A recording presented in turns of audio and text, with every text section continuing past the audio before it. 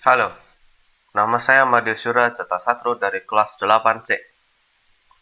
Dan hari ini saya telah membuat video yang menjelaskan tentang resensi buku non-fiksi. Resensi ini telah saya tuliskan di Microsoft Word dan sekarang saya jelaskan dalam bentuk video. Judul buku yang diresensi adalah Japan Managerial System atau Sistem Manajemen Jepang.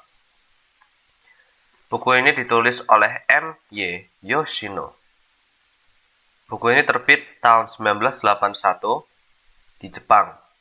Untuk versi Indonesianya terbit di Bandung. Buku ini diterbitkan di Indonesia oleh CV Ikra Bandung. Buku ini ada 196 halaman. Manajemen adalah proses perencanaan, pengorganisasian, pengarahan, dan pengawasan usaha-usaha anggota dalam suatu kelompok.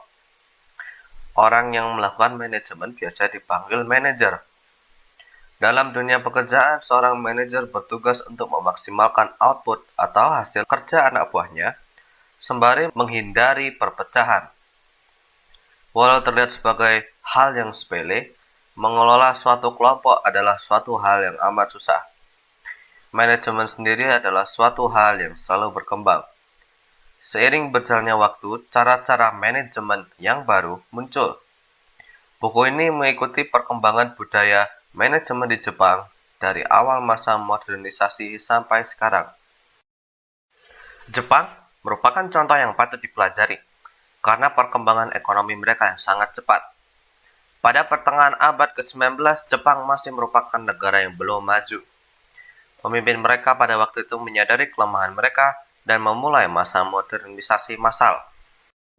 Tidak hanya modernisasi dalam bentuk teknologi, Jepang juga melakukan restrukturisasi sistem sosial mereka. Usaha mereka yang besar membuahkan hasil di mana pada awal abad ke-20, Jepang sudah setara dengan Inggris dan Amerika. Setelah Perang Dunia Kedua, industri Jepang hancur karena pengeboman sekutu. Walaupun begitu, mereka tetap bisa membangun ulang industri mereka dalam kurun waktu 1 dekade. Restrukturisasi dan restandardisasi perusahaan Jepang ke dalam beberapa kategori memberikan fleksibilitas. Fleksibilitas suatu perusahaan adalah hal yang sangat penting di zaman sekarang.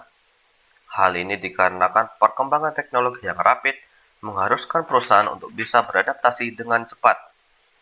Dalam restrukturisasi ulang ini, Jepang mengembangkan budaya manajemen yang unik. Budaya manajemen yang unik ini dijelaskannya adalah pekerja-pekerja di Jepang itu bekerja untuk rakyatnya, bekerja untuk kepentingan bersama. Beda dengan pekerja-pekerja di negara lain yang bekerja untuk dirinya sendiri. Di Jepang, mereka memiliki vision, mereka memiliki visi, di mana mereka harus bisa membantu orang-orang lain. Budaya unik inilah yang dapat membantu Jepang untuk membangun ulang industri mereka dengan sangat cepat. Buku ini berisikan detail mengenai perkembangan budaya manajemen Jepang yang unik. Untuk memahami budaya manajemen Jepang, buku ini perlu dibaca dengan sangat teliti.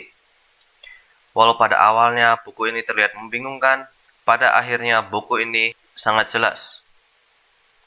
Dengan membaca dan memahami buku ini, Anda akan mendapatkan pengetahuan mengenai budaya manajemen di Jepang. Bahasa yang digunakan adalah bahasa yang to the point, atau tidak basa-basi. Buku ini hanya menjelaskan mengenai budaya manajemen Jepang. Pergantian subbab sangat jelas. Ada bold-nya, ini sangat jelas. Ini dapat menghindari kebingungan. Namun, buku ini ada kelemahannya juga. Ada beberapa kesalahan dalam penerjemahan dari bahasa Jepang ke bahasa Indonesia. Ini membuat beberapa kalimat sangat membingungkan. Lalu, buku ini tidak ada gambarnya yang digunakan untuk memperjelas. Dan karena materi buku ini termasuk berat, kurangnya gambar dan beratnya materi dapat mengakibatkan kebosanan. Kebosanan ini sangat sulit dilawan. Saya sendiri butuh waktu agak lama dan paksaan dari diri saya sendiri untuk menyelesaikan buku ini. Namun, pada akhirnya buku ini juga berguna juga karena saya jadi dapat memahami bagaimana orang-orang di Jepang bisa berinovasi dan berkembang dengan sangat cepat. Sekian resensi buku non-fiksi Sistem Manajemen Jepang. Saya Amadeus Yura Ajatasatru dari kelas 8C.